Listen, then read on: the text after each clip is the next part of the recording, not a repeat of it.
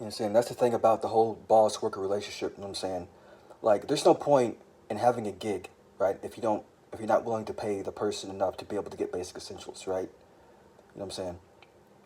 And if you can't, if you're a boss and you have a gig and you're not making, and you don't pay the worker enough to be able to at least get the basic essentials like food and shit, right? And you're just giving them breadcrumbs. It's like, well, you failed as a boss, right? Because bare minimum, right? It's not about trying to make a living, right? Like, so look, there's other shit. Like, this is the thing. Okay, so as a man to man, like Anil, like I don't need you to feel sorry for me, right? Feeling sorry for me does not change or help the situation at all, right? Right? You, you know what I'm saying?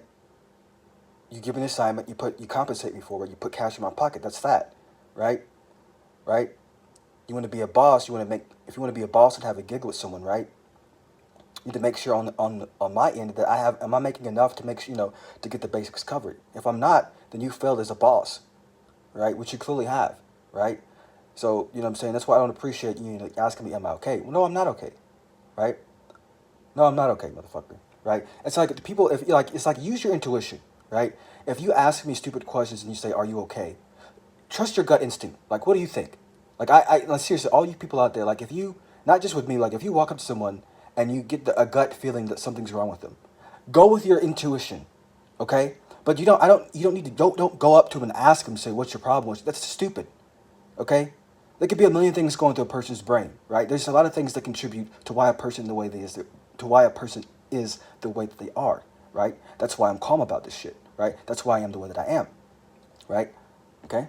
It's just that Anil, he just doesn't have any people skills. He has no friends. He just, his work-life balance, is just completely off balance and just really sucky and shitty, right?